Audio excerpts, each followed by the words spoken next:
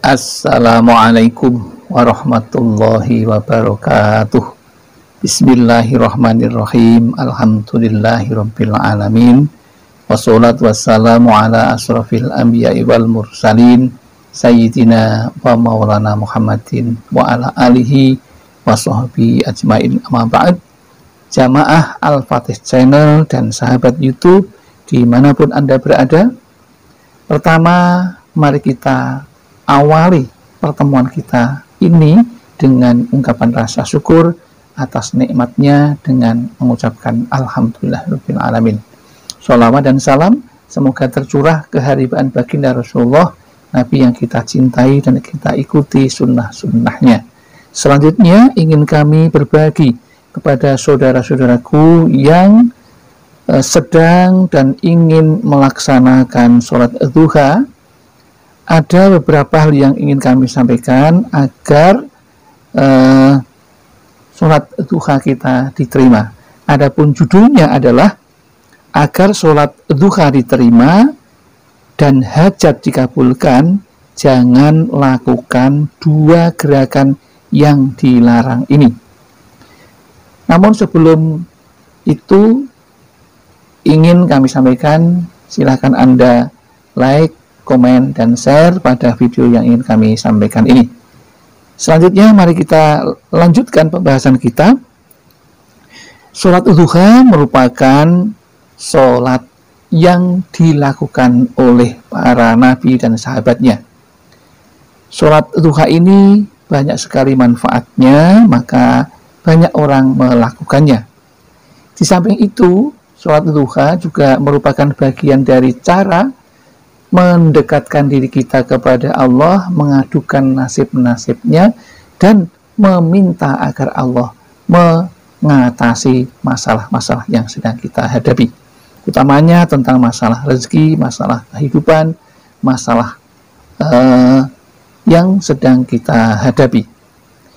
Ada beberapa hal yang perlu diketahui bahwa setelah Anda menjalankan sholat duha dengan rutin, kemudian mewiridkan hal-hal yang memang dianjurkan, kemudian berdoa seperti yang dicontohkan oleh Rasulullah, maka ada baiknya Anda mengetahui dua hal ini, karena hal ini kadang-kadang tidak sengaja kita lakukan, tetapi ini dilarang oleh Allah Subhanahu wa Ta'ala. Meskipun hal ini tidak membatalkan sholat duha kita, tetapi minimal akan mengurangi kesempurnaan pahala sholat duha. Meskipun tak membatalkan sholat, tetapi hal ini dibenci oleh Allah, makanya Rasulullah Shallallahu Alaihi Wasallam tegas melarangnya. Lantas hal apa yang dilarang yang mungkin kita lakukan bersamaan dengan gerakan-gerakan sholat duha? Yang pertama, ketika sholat duha kita dilarang menghadap atau melihat ke arah atas. Mengapa demikian? Inilah yang disampaikan oleh Rasulullah dari Anas bin Malik radhiyallahu anhu. Ia berkata, Rasulullah Shallallahu Alaihi Wasallam bersabda, ada apa gerangan orang-orang pada mengangkat pandangan mereka ke langit? Dalam sholat mereka, Rasulullah memperingatkan dengan jelas sabda beliau dalam hal ini.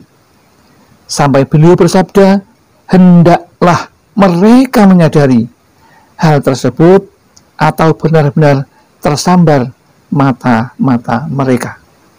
Jadi hal ini tentu ada hal yang tidak baik yang membuat Rasulullah melarang ketika sholat, tidak hanya sholat duha, tetapi juga sholat apapun, kita dilarang melihat ke atas. Karena hal ini barangkali ketika kita bangun dari sujud, kita sambil mengangkat tangan, barangkali tidak kita sadari, mata kita melihat ke atas. Itu juga sebaiknya kita hindari, karena hal itu dilarang oleh Rasulullah.